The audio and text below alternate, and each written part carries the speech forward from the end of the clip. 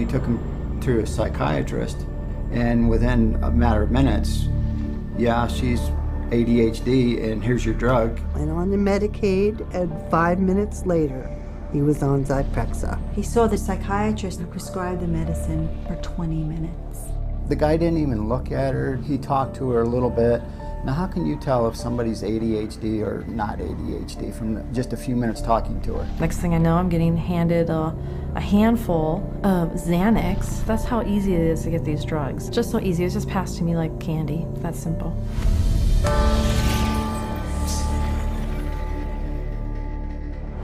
If a person were to walk in off the street, sit down with a psychiatrist, the chances of him being prescribed a drug before he were to leave the office, I would have to put it at 100%. Psychiatrists prescribe drugs.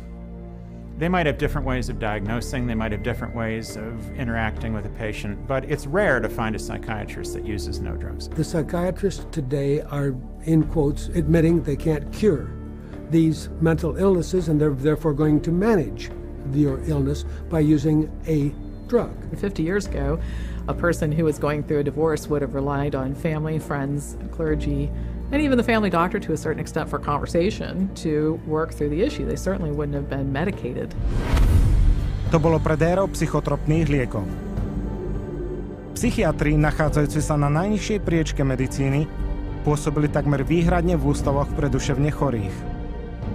Bez liekov mali veľmi malú šancu, že by ich verejnosť či ich kolegovia kedy uznali ako skutočných doktorov. Psychiatrists had for years been on the fringe of medicine.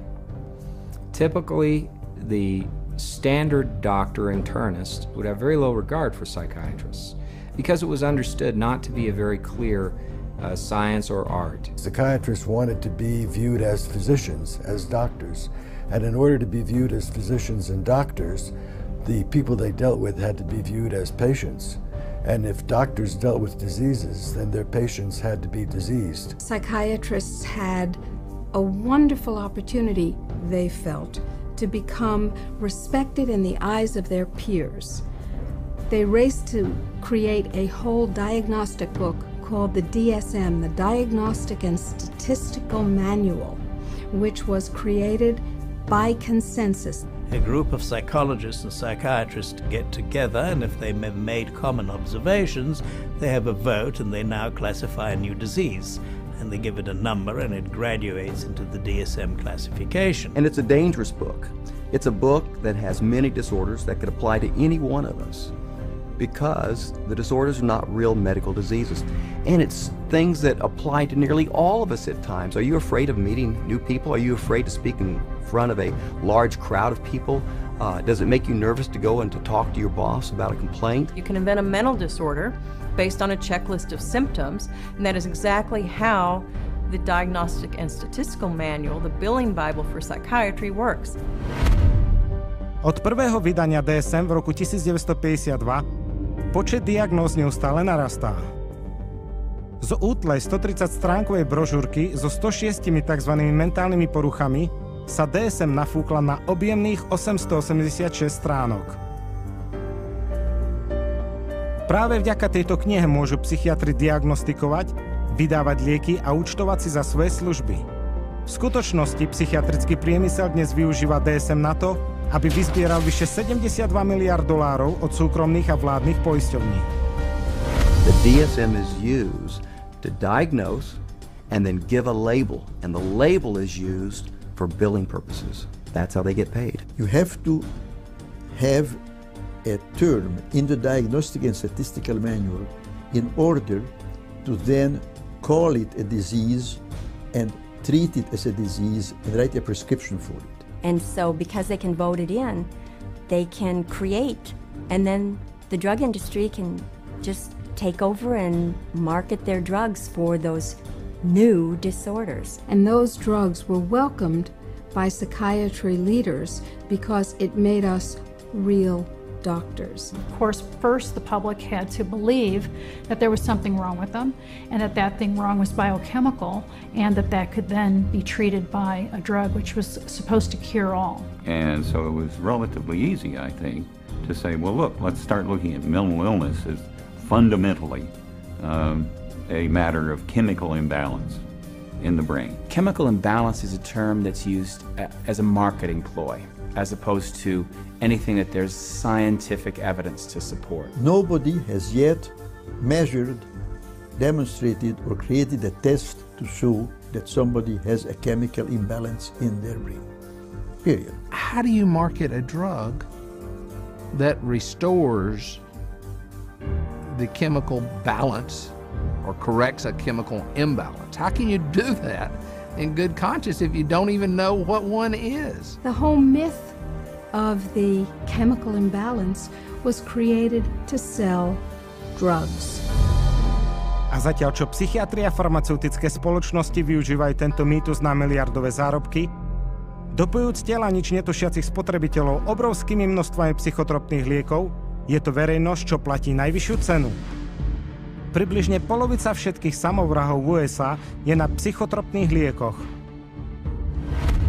Odhaduje sa, že ročne psychotropné lieky zabijú 2,5 krát viac ľudí, než je počet obetí vražd.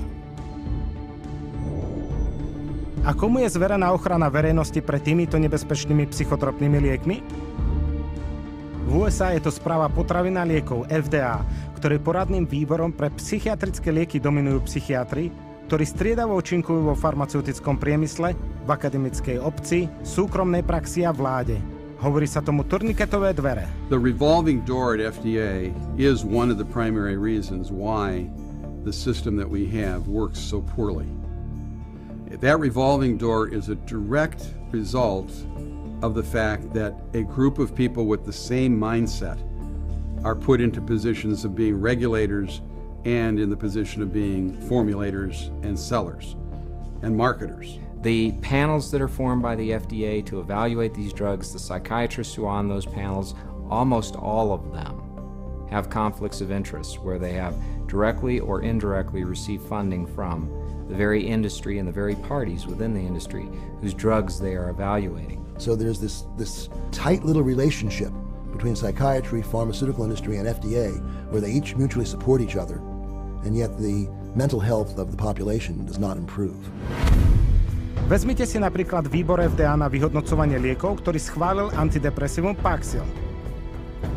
Každý psychiatr v tomto výbore má finančné väzby na farmaceutický priemysel. A tieto konflikty záujmu boli tak bezúzdné, že podnietili vyšetrovanie americkým kongresom. When I check these advisory committees who make recommendations to the FDA, and they're always approved after the advisory committee, I found that there were conflicts of interest.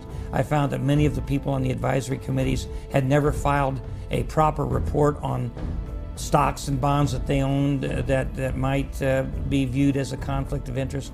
And they're by law supposed to do that. A táto sieť finančných konfliktov záujmov medzi psychiatriou, farmaceutickým priemyslom a FDA sa ešte umocnila po schválení zákona o poplatkoch užívateľov liekov na predpis. Tiež známy ako PDUFA. Podľa tohto zákona by FDA mala dostať poplatok $100,000 za liek, aby zaistila, že psychotropné lieky rýchlo prejdú schvaľovacím procesom a stanú sa dostupnými na predpis rýchlejšie než kedykoľvek predtým. Congress told the FDA, your job is no longer to make sure drugs are squeaky clean safe before they get out on the market. Your job now is to hurry up and get new drugs on the market faster. It acted to set the priorities of the FDA so that if there was a fee paid for a particular drug approval, it could be put on the fast track and rushed to market with less than the usual scrutiny that the FDA would give it. A toto prednostné vybavovanie vymenilo bezpečnosť za predaj. Od schválenia PDUFA čas potrebný na vyhodnotenie lieku poklesol z obdobia takmer 2 rokov v roku 1992 na pouhých 6 mesiacov po 4 rokoch. Medzi tým sa počet nových liekov vydaných pre verejnosť dvojnásobil. Hoci je toto prednostné vybavovanie katastrofálne pre bezpečnosť verejnosti, pre psychiatriu a farmaceutický priemysel prináša obrovské zisky, pretože čím skôr je liek schválený, tým skôr zarába peniaze. A ide o veľké peniaze. Každý deň priemerný psychotropný liek vynáša v hrubom vyše $7,7 milióna. Jeden z týchto liekov, Zyprexa, nás hrňa denne takmer $12 miliónov. Aj keď FDA teraz účtuje vyše $1 milióna za žiadosť o nový liek, farmaceutické prednostné vybavovanie to nejako nespomaľuje. If you look at the relationship between the FDA, the pharmaceutical industry, and the psychiatrists, there's some kind of game that they're playing there. And what is the game? Well, you could say it's money, definitely money. And when you follow the money, you realize that there is no money in health. There's big money in disease. That's why all you hear about is managing disease or treating disease. You don't really talk about curing disease. And so psychiatrists have become mainstream doctors in America. And that is because of the pharmaceutical industry. They can thank the pharmaceutical industry because they become mainstream and because they have a lot more money than they used to. And the drug industry can thank them because now they have thousands of soldiers in their army distributing these drugs to everybody. Od najmenšieho dojčaťa po najstaršieho dôchodcu nikto nie je imúnny voči akejkoľvek zo stoviek fiktívnych porúch vymyslených psychiatrami, ktoré poháňajú multimiliardový priemysel psychotropných liekov.